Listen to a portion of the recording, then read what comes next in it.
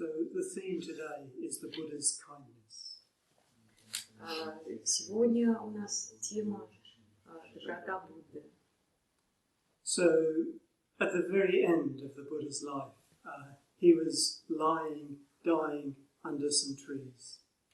В конце жизни, когда Будде пришло время умирать, он лежал под деревом, surrounded by friends and disciples. окруженный друзьями и учениками. But he noticed Ananda, who had been his friend and companion for the last 20 years, travelling everywhere with him. He noticed Ananda wasn't there. Wasn't there. И он заметил, когда он смотрел, что окружен всеми друзьями и последователями, что нету Ананды. Ананды — человека, который следовал за ним повсюду, помогал ему в последние 20 лет. So the Buddha asked the others, where's Ananda? Because Ananda was just always there for him. Он спросил других, а где же Ананда? Потому что он привык, что Ананда всегда рядом с ним. And the disciple said, he's over there, standing by a doorway, weeping and saying, he who is so kind will soon be gone. He who is so kind will soon be gone, and I still have so much to learn. И Ананда, они показали, говорят, что Ананда вон там стоит у дверей и плачет. И Ананда действительно рыдал и приговаривал, что тот, кто так добр, тот, кто был со мной все время, он уходит, он покидает нас. Тот, кто был со мной все время, тот так добр, он покидает нас. А у меня еще столько вопросов, я еще столько всего хотела узнать. So I'll come back to this little incident towards the end of the retreat. И вот к этому эпизоду из жизни Будды и Ананды мы вернемся в конце ретрита. But what I just want to bring out now is Ananda, who knew the Buddha so well, who'd been his constant companion for over 20 years. When he thought of the Buddha, what he thought of first was his kindness, the Buddha's kindness. That's what Ananda thought of. Not his wisdom, not his fearlessness, not any of these other many qualities, but his kindness. That was what Ananda remembered first. И этот эпизод очень важен, потому что Ананда, который был с Буддой все эти 20 лет, он упоминал качество Будды доброту. Это первое, что он вспомнил, не мудрость, не бесстрашие, а именно доброту Будды. So a couple of stories that really bring out the Buddha's kindness. И сейчас будут пара историй, которые действительно, может быть, иллюстрируют доброту Будды. So one day the Buddha with Ananda was staying with a group of monks and going around the huts where they were staying in a wood, in a forest. Однажды Будда с Анандой, когда они стояли в лесу, там неподалеку были различные хижины, и они обходили вот всякие хижины, жители деревенских. So this is already an indication of the Buddha's kindness. He was going around personally visiting his monks, his disciples, making sure that they were all right if they had any questions, just how they were getting on.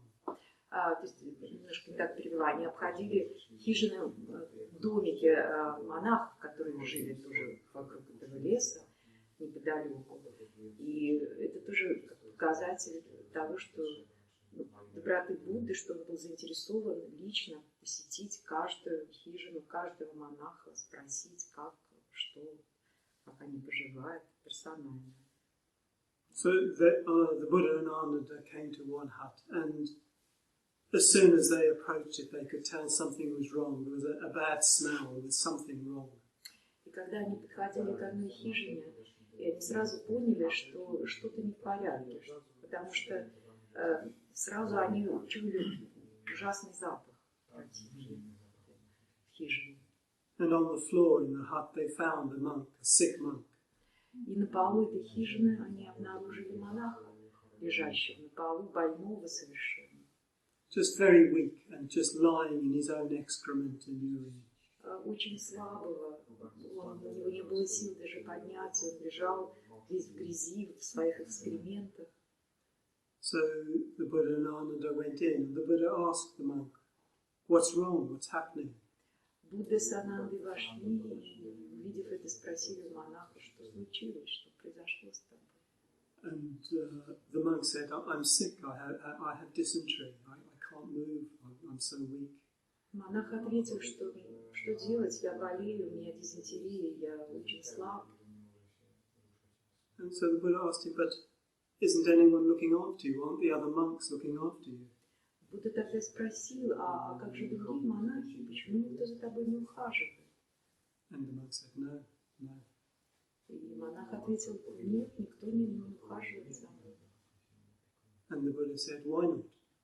Будда спросил, почему же никто не ухаживает за And мной? the monk replied, "Because I'm of no use to them."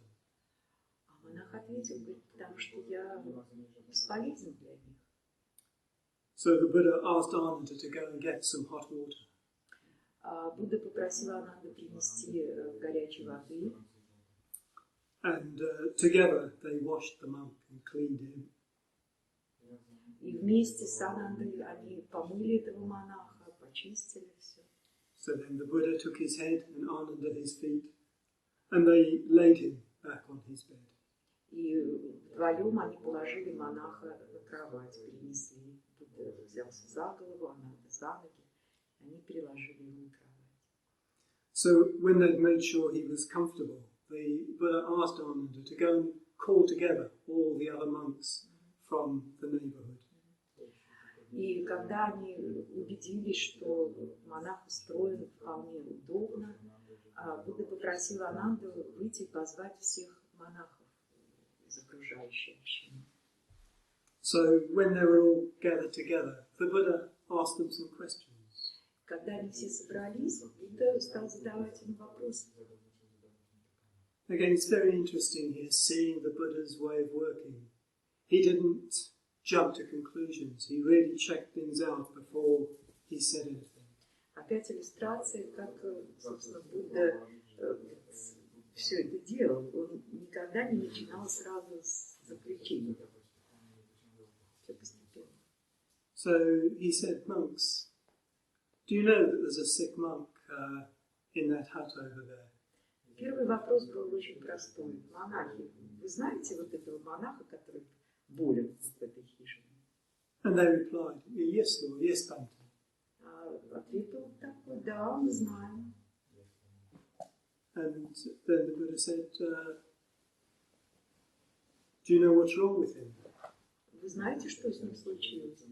And yeah, they said, "Yes, he's got dysentery." Да, мы знаем, у него дизентерия.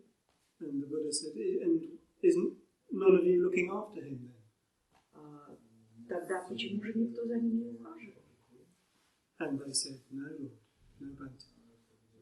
Да, никто не ухаживает за ним. So now the Buddha said, "And why aren't you looking after him?" Почему же никто за ним не ухаживает? And they said, "Because he's no use to us, Lord."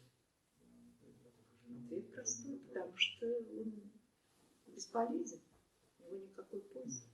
You know, we can imagine maybe he was a bit of a difficult character, not an easy person to get on with, who, yeah, they just didn't like or didn't get on with. Ну, детали никто не знает, конечно. Может быть, у этого монаха был характер не очень приятный, может, он был не очень прост в общении.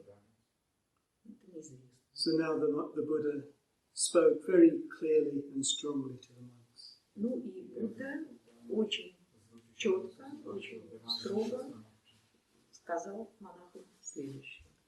He said, "Look, monks, you've all left everything to become my disciples, to follow my teachings." Он сказал так: слушайте,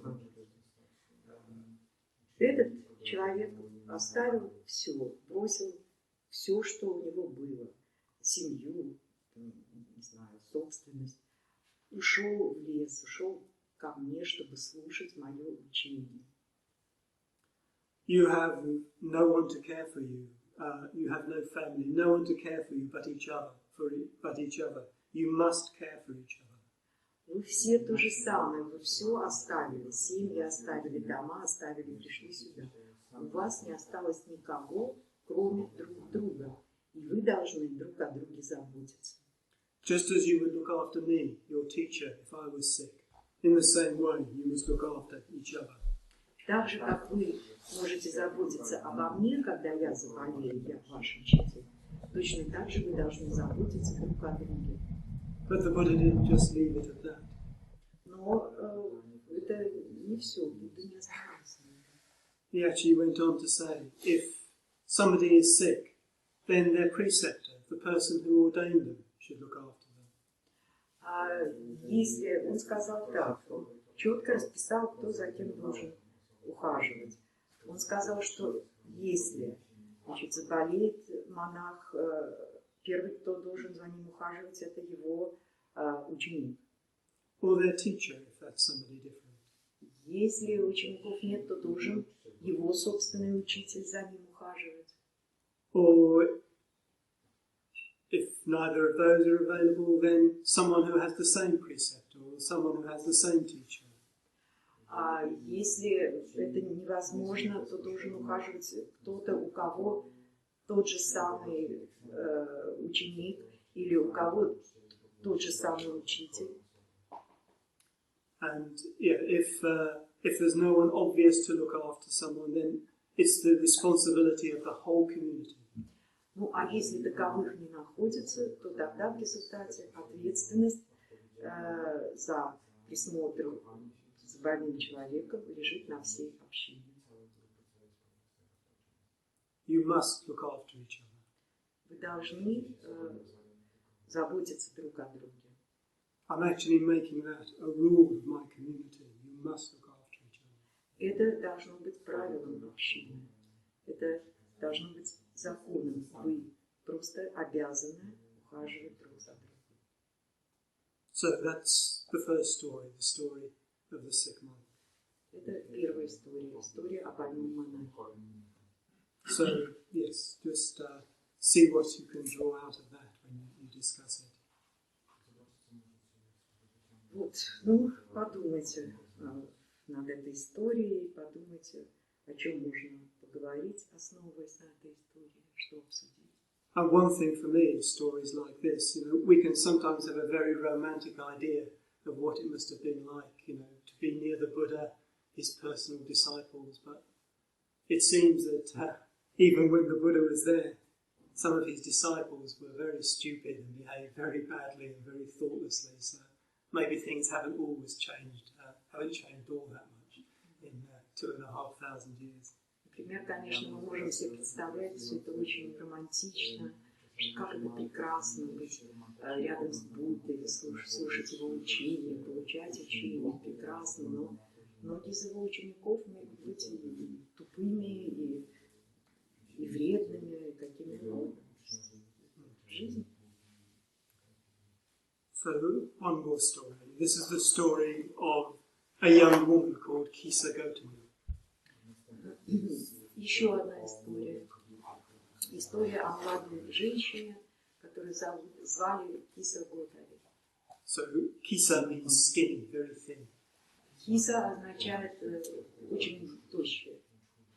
So she was known as Skinny Готами, from her, Готами was her family name. Готами. То есть это как можно перевести как тощая женщина из семьи Готами.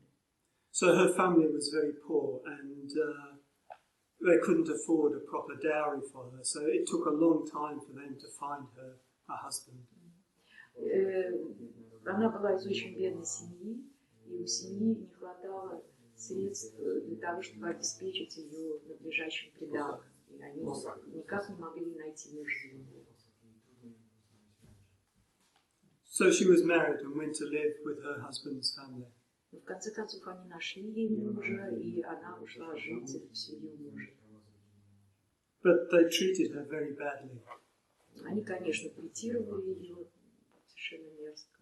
Partly they resented that she brought such a small dowry with her. Ну, в первую очередь, конечно, потому что сами дали очень маленькое предание. So she had to work very hard and was treated very unpleasantly, very cruelly. Она должна была очень тяжело работать там, относились к ней, конечно, очень неприятно. Тяжело было там жить. But then she became pregnant and she had a son. Но потом она забеременела, родила сына. And people started to treat her with more respect. Отношение к ней изменилось намного в лучшую сторону. Стали относиться к ней с уважением. And she found a new happiness in her life. И она в своей жизни обрела новое счастье. But whilst her son was still very young, he grew sick. Но сын еще очень в маленьком возрасте вдруг заболел. She did all she could to try and save him, but he just grew more and more sick and eventually died. Но она старалась как могла, все, что могла делать для него, но он заболевал все больше и больше. Kisa Готами was almost insane with her grief and sadness. А Киса была, конечно, в полном отчаянии от своего горя и печали. She refused to let her relations take away the dead child. И ребенок умер, родственники хотели его забрать, но Киса его даже не отдавала. Она держала крепко, держалась за тело сына и не могла с ним расстаться. She just clung to the dead baby and just went running from house to house, person to person, begging them to give her medicine to help her child. Она вцепилась в мертвого ребеночка своего, бегала от дома, бежала из дома, где жила, бегала по соседям и всех просила дать ей какое-нибудь лекарство для ребенка, хотя ребенок уже умер. We can imagine some people just looked away from her. Some kindly tried to calm her down, tried to explain things, but she wouldn't listen. She just wanted medicine for her child. Можно, конечно, представить, как по-разному реагировали соседи на это, но кто-то просто косился на нее, кто-то пытался очень мягко объяснить ей, что ребенок умер, лекарство не поможет никакое. Но она не хотела никого слушать, просто совершенно как сумасшедшая бегала от дома к дому и все просила лекарства. Eventually someone said to her, "Go to see the Buddha. He's nearby. He's a very wise man. Maybe he can help you." Ну и кто-то из соседей ей подсказал, говорит, вот здесь неподалеку Будда, ты сходи к нему. Будда очень мудрый человек, он очень многое может. Сходи к нему, посоветуйся. So eventually Kisa Готами, clutching still her dead child, she came to the Buddha. Ну и в конце концов Киса вместе с мертвым, цепившись в мертвого ребенка, все-таки пришла к Будде. Begging him to give her medicine, help her, save her child. С просьбой дать ей какое-то лекарство и спасти ее ребенка. So the Buddha looked at her and just took in the whole situation. А Будда только взглянул на нее и сразу понял всю эту ситуацию.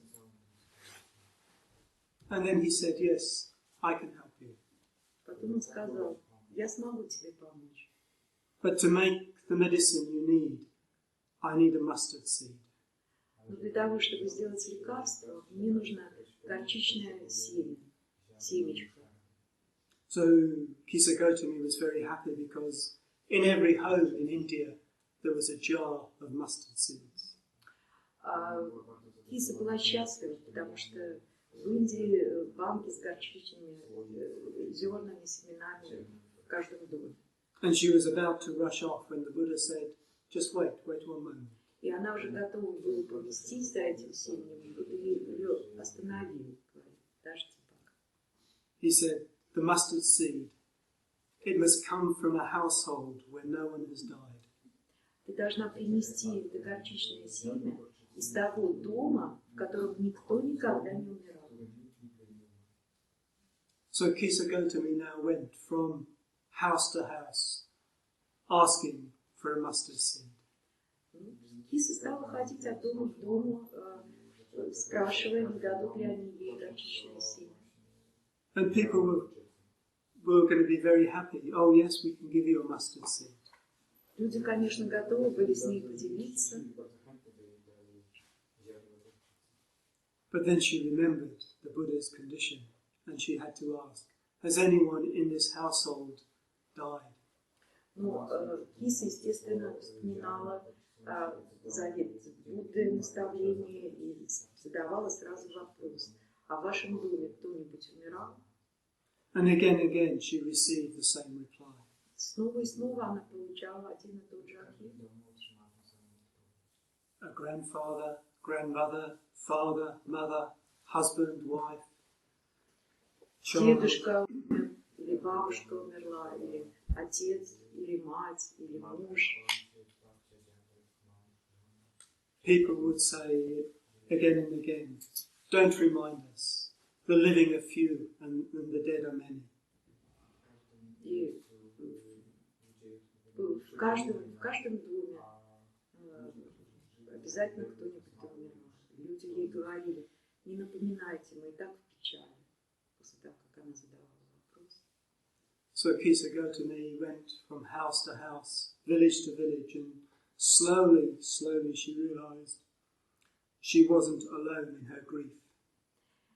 И Киса ходила от дома к дому, везде получая один и тот же ответ, и она из деревни в деревню, все одно и то же. И постепенно, медленно Киса стала понимать, что она не одинока в своем горе. And gradually she came to be able to recognize, yes, death comes to everyone, and she began to be able to accept that her son was dead. Постепенно Киса поняла, что смерть так или иначе неизбежна. Она стала осознавать свою ситуацию, что с ней произошло. И в конце концов она приняла тот факт, что сын ее ушел. So she took him to the burning ground and made her farewells. И она отнесла его тело на площадку для погребения, для погребальных костров, совершила ритуальное прощание. And then she found her way back to the Buddha. И после этого она вернулась обратно в Будде. So the Buddha saw her coming and he said, have you brought the mustard seed? Будда ее увидел и спросил, ты принесла горчичное семя? And she replied, the mustard seed has already done its work. И Киса ответила, горчичное зерно уже сделало свою работу. And she asked the Buddha to become his disciple. She asked to go forth as a nun and become his disciple. И она попросила Будду, чтобы он позволил ей стать его ученицей, как Ананде. And sometime later, meditating in the forest, she gained the same wisdom and compassion as the Buddha. She became one of his enlightened disciples. И через какое-то время медитации проще она обрела сострадание Будды, доброту и сострадание Будды и стала одной из просветленных, обрела просветление, стала одной из просветленных учеников Будды. So, two stories that illustrate the Buddha's kindness, the way he responded to different people, different situations with this tremendous kindness and love. И вот эти две истории, они иллюстрируют доброту Будды, иллюстрируют его, показывают его подход к разрешению каких-то сложных ситуаций с его добротой. And he also taught his disciples again and again the importance of developing love, of developing kindness. И постоянное наставление, обучение своих учеников о том, что нужно развивать любовь, развивать доброту, сострадание. In the Karaniya Metta Sutta, which is probably his best known teaching on metta, the Buddha lays out loving kindness even as a path to wisdom itself. И в Карании Метта Сутта Будда описывает любовь, зарождение любви как путь сам по себе. So in the sutta, he said he first of all encourages his disciples to live a simple, uncomplicated life. Прежде всего, он давал наставления своим ученикам, чтобы они вели простую, неосложненную жизнь. To be calm, controlled in the way they go about their life. Чтобы они были спокойны, чтобы они держали себя в руках. And then he teaches them how to meditate on loving kindness for all beings. И он передал им учение медитации, любящей доброты. May all beings become happy in their heart of hearts.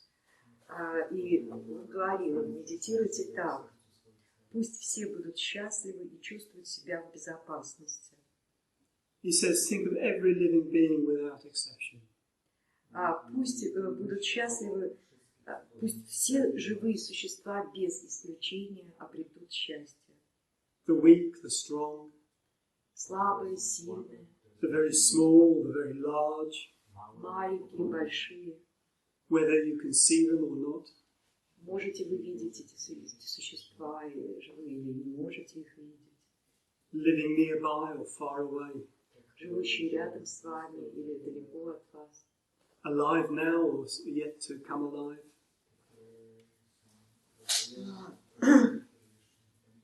Now alive or to come alive in the future. Живущие ныне или, может быть, которые будут жить в будущем или жившие в прошлом. May all beings become happy in their heart of hearts. Пусть все живые существа без исключения будут счастливы в глубине своего сердца. He says, may nobody look down on another or deceive another. Он говорил, что никто не должен смотреть свысока на другое живое существо. And then an echo of the story we just heard, just as strongly as a mother, perhaps risking her life or care for her child, her only child. Вы должны развивать в себе такую любовь, которая есть у матери, такая сильная любовь, которая есть у матери к своему единственному ребенку. So we should develop an unlimited heart for all beings. Мы должны развить в себе безграничную любовь ко всем живым существам. So that intense love a mother feels for her child, he encourages his disciple to feel for everybody, without limit, without barrier. Он наставлял своих учеников, чтобы у них была любовь безграничная, без пределов, настолько сильная, насколько любовь матери к своему ребенку. He encourages his disciple to send metta, loving kindness, in every direction. Он наставлял учеников посылать метту во всех направлениях. Whether staying in one place, traveling. Сидят ли они на одном месте или путешествуют. Sitting down in bed, whatever you're doing, always be developing metta, always develop loving kindness. Сидите вы или лежите, вы должны всегда развивать в себе метту. Всегда развивать в себе любящую доброту. And he speaks of it, dwelling in loving kindness like this as actually living in heaven right here and now. И если вы сможете погрузиться в эту любящую доброту, это все равно, что жить на небесах.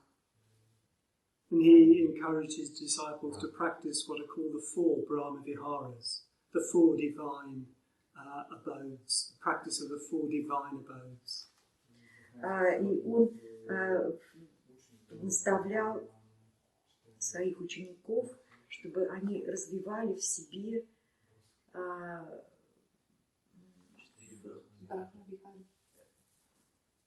брахмавихара. Потом кто-нибудь объяснит, что это.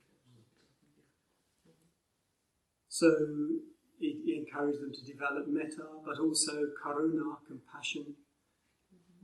Он наставлял их развивать не только любовь, мetta, но и каруна, сострадание. Which is what happens when metta meets suffering.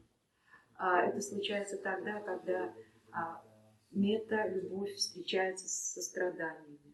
He encouraged them to develop sympathetic joy, which is what happens when metta meets the happiness of others. Наставлял их развивать в себе сорадование, так сказать. Это тот случай, если мetta встречается со счастьем, с радостью. And he encouraged them to develop the upekkha bhavana, or the quality of equanimity, which loves all equally and is completely free of all self-concern. Он наставлял их развивать в себе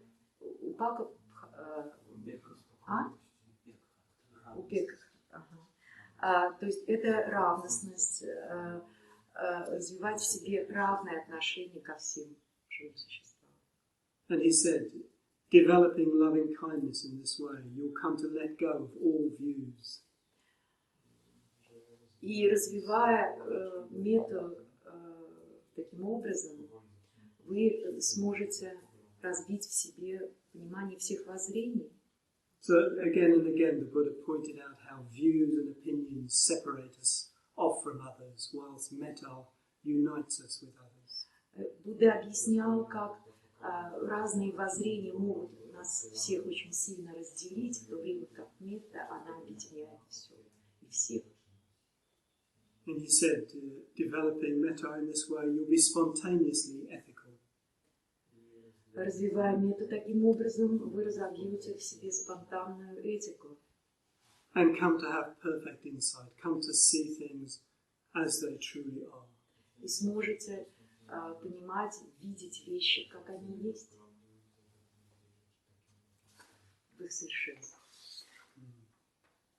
Elsewhere, in another very beautiful description of metta, of loving kindness, he speaks of loving kindness as the heart's release.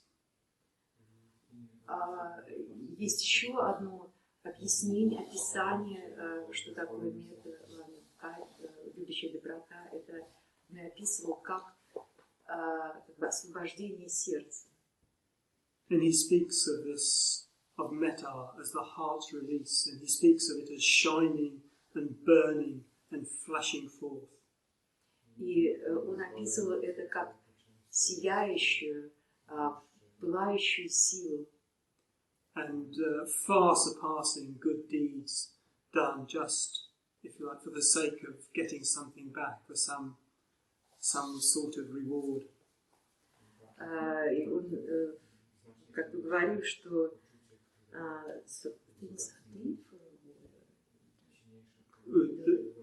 good deeds done for hoping to get some spiritual reward or benefit in heaven or a good rebirth. So Buddha said so? He said things for reward? He said that developing metta is far, far better than doing good just for the sake of reward. И он говорил, что развивать метту, любящую доброту, намного лучше, чем делать просто добрые дела в расчете на какую-либо будущую награду, пусть даже и духовную. То есть имеется в виду безусловную будущую.